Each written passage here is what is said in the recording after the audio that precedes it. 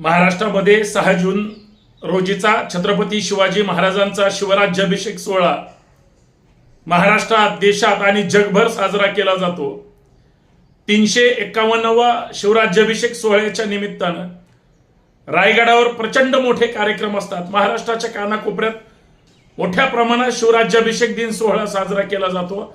आपला राजा छत्रपती झाला ही गोष्ट काय सामान्य नाही असं प्रत्येक व्यक्ती म्हणतो।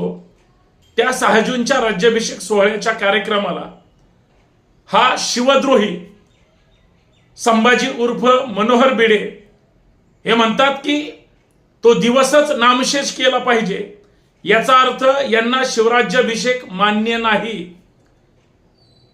छत्रपती शिवाजी महाराजांच्या शिवराज्याभिषेक करण्याला ज्या लोकांनी विरोध केला होता त्याच लोकांची विचारधारा म्हणजे या संभाजी उर्फ मनोहर भिडे यांची विचारधारा आहे असं म्हणलं तर वावगं ठरणार नाही। म्हणजे यांना तारखेचं काही देणं घेणं नाही। 6 जून ही शिवराज्याभिषेक दिनाची तारीख महाराष्ट्रात, देशात आणि जगात एकाच दिवशी साजरी केली जाईल। भिडेंना वाटतं ते तिथीनुसार साजरी केली पाहिजे, म्हणजे महाराष्ट्राच्या बाहेर शिवाजी महाराज समजले गेले नाही पाहिजे।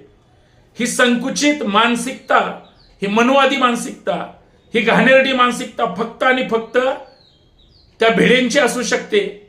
खरं तर भिडेंचं डोकं फिरलंय। मी महाराष्ट्राच्या मुख्यमंत्र्यांना हात जोडून विनंती करतो, या मनोहर पंत भिडेंचा काहीतरी तुम्ही बंदोबस्त करा। महाराष्ट्रात या वाचाळवीराला सतत वारंवार काहीतरी घाणेरडं बोलण्याचं त्या ठिकाणी डोक्यावर परिणाम झालेला आहे। वेळ पडली तर संभाजी ब्रिगेड मेंटल हॉस्पिटलचा त्या भिडेंचा खर्च करायला तयार आहे। त्यांना मेंटल हॉस्पिटलमध्ये टाका, कारण आज शिवाजी महाराजांच्या शिवराज्याभिषेक सोहळ्याला विरोध केला, 6 जूनला विरोध केला। संभाजी ब्रिगेड, मराठा सेवा संघ ही गेली 1990 पासून, पूर्वी आम्ही 200-400 लोक असायचो रायगडावर, परंतु आता लाखो लोक तिथे येत आहेत। वर्षानुवर्ष हा सोहळा साजरा केला जातो।